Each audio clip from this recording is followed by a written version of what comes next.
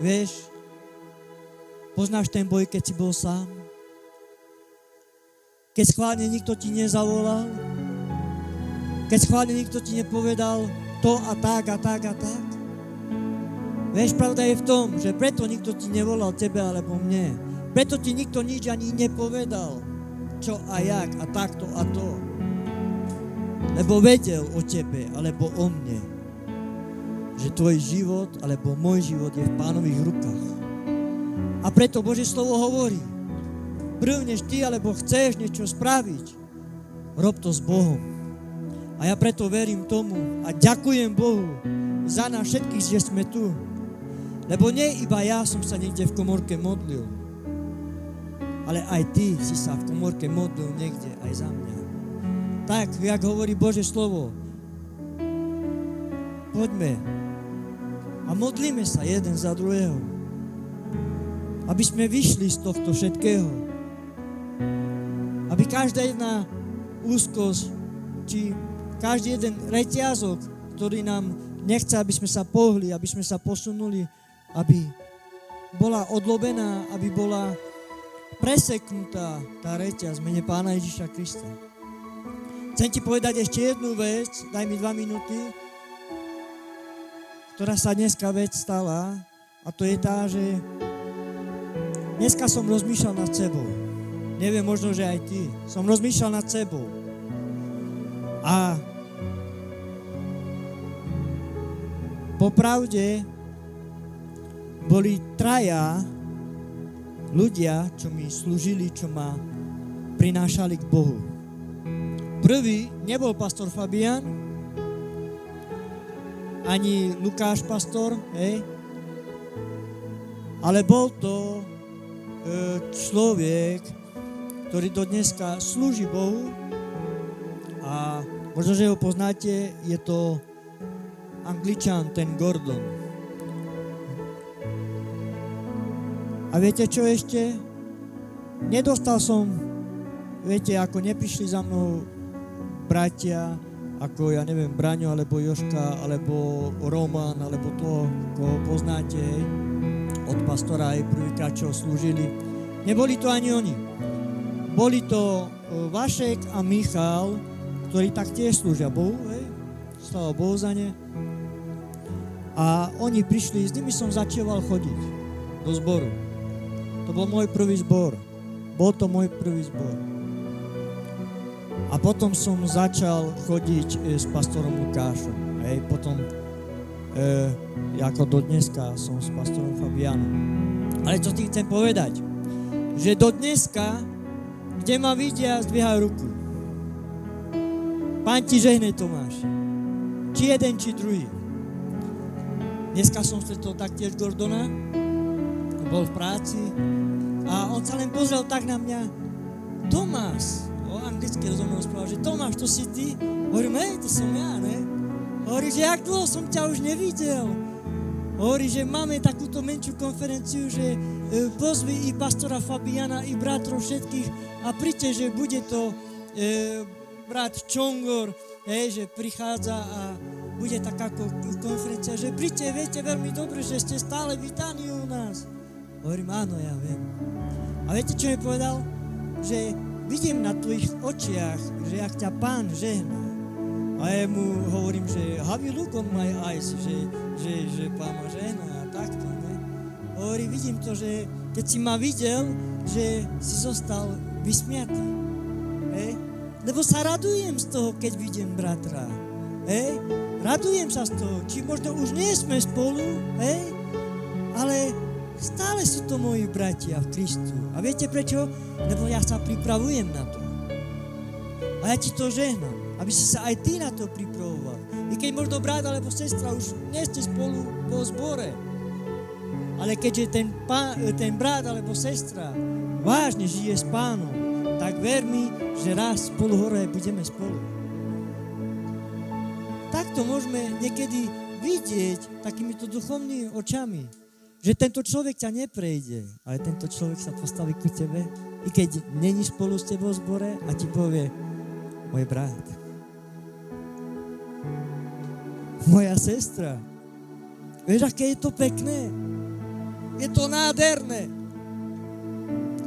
Ale dneska ľudia, aj keď len trošku majú voči sebe, radšej sa obídu. Matka so sestrou. To je nenormálne, čo sa deje. Brat s bratrom. Až tak sa už nemilujú, že až také podvody na seba spravia, že to je už katastrofa, čo sa deje.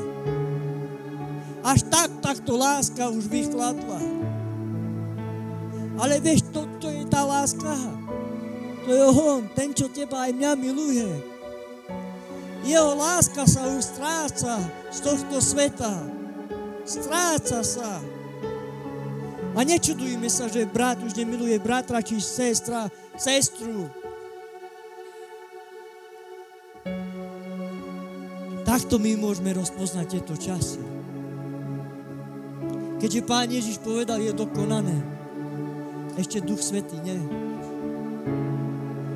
Ale keď Pán Ježiš hovorí na kríži, že odovzdávam ti Ducha do tvojich rúk, tak ako aj Štefan povedal a mnohí, tak viete, čo sa stalo? Len vzdychanie.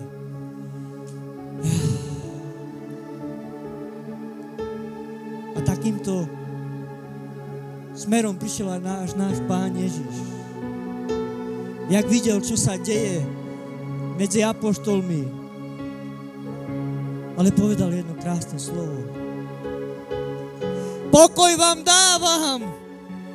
Nie takýto pokoj, ktorý dáva tento svet.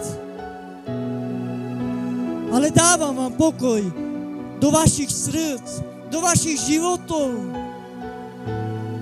Príjmi to. A Tomáš hovorí, neveril som, ale klakol a hovorí, Pán môj a Boh môj. Cítiš to aj ty dnes?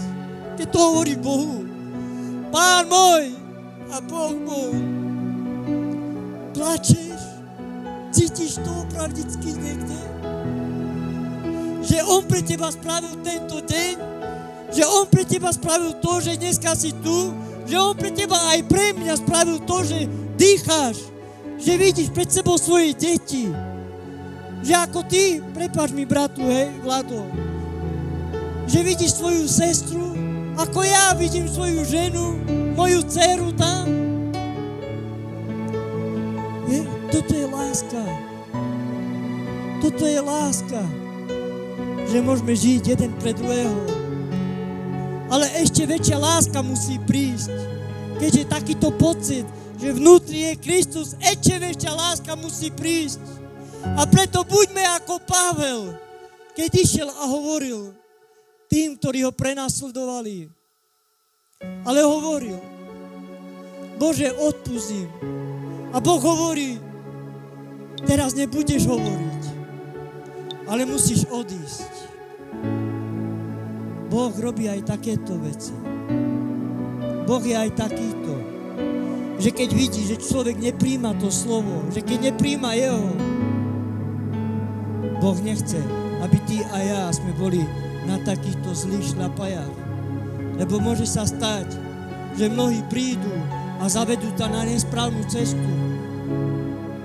Môže sa aj to stať. Preto buďme silní v týchto časoch a prajme si o Ducha, ktorý nám bol daný, aby sme vedeli rozpoznať, aké časy sú. A sú veľmi ťažké. A preto, keď máš deň, že si radostný, buď radostný, ale v Kristu. Keď máš deň pokoja, využi ten pokoj a žehnaj ten pokoj, tak ako i tú radosť. Keďže tento deň je taký, že nemá slnka, ale buď v tom radostný, lebo to Boh učinil, aby bol takýto deň. Boh to sám tak stvárnil, aby pršalo. Lebo ty a ja nevieme presne, kto potrebuje tento dážď. Možno je to strom, možno je to človek, možno je to niekto, To vážne, to opravdicky si to vymodlil. A má to. Nie každému všetko prospieva. Možno, že sa modlíme za niečo. Bože, pomôž mi, mám kašel. Bože, pomôž mi, bolí ma noha, ruka, noha. A my vlastne ani nevieme, že koľko v nemocniciach dneska sú a trpia viacerými chorobami. Mnohí sú, Bože, pomôž mi, upevni mojho ducha. Dopomôž mi, aby som bol bližšie k Tebe. A my dneska sme spolu s ním.